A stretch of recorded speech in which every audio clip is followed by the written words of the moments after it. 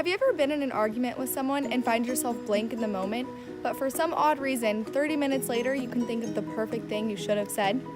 Well, the Communications 2 course offered at Clovis Community College can help you solve this annoying issue. Mastering the skill of interpersonal communication is essential to every individual on this earth, for if this process did not exist, all of you listening to me would not exist as well. This course will guide you to master skills that highly influence day-to-day interaction with anyone encountered. This video will inform you on the syllabus, the material covered over the course of the semester, and the overall classroom environment. Now, let's discuss the information found on the Fall 2018 syllabus for the Communications 2 course at Clovis Community College. Aaron Heasley, one of the 8 instructors for this communications course, claimed on September 8th through email that Comm 2 is a really unique course and that we all get really attached to each other fairly quickly.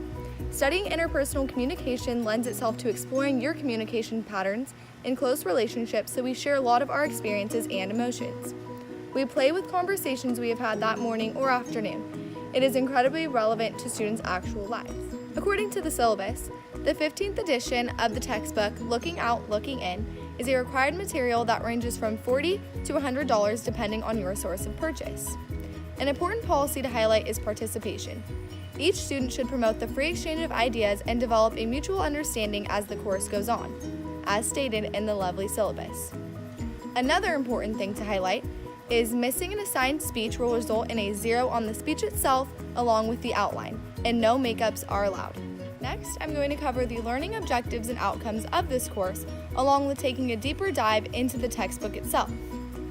In this class, you will work with others to complete certain projects, evaluate real-life communication situations and their patterns used, along with discussing research summaries related to their effectiveness. Speeches presented throughout this course are expected to be roughly 25 minutes long, so it's good to be prepared and responsible in constructing your speeches. After this course, students are expected to learn how to create and deliver presentations using organized structures and research material that provides credible and relevant evidence. You will be able to understand verbal and nonverbal communications and know how to respond during the situation instead of 30 minutes after. The textbook itself is an easy read that displays cartoons and photos, relates to the latest theories, and shows real-world experiences to give a better understanding. According to the description found on Amazon, the 15th edition of this textbook transformed Chapter 2 to focus on interpersonal communication and social media. This is extremely valuable to the time we live in, where technology and media influence almost everything we do. My final point of information is discussing the classroom environment, such as workload and interaction with other students. I reached out to Erin Heasley on September 8th to ask her a few questions through email to get a first-hand look on the classroom environment and the weekly assigned tasks. She claimed that for the week, typically students will be required to read 1 chapter and take a reading quiz. There are 10 online journal entries of at least 300 words that encourage reflection of the week's material. The syllabus further noted that these entries are worth 10% of one's total grade.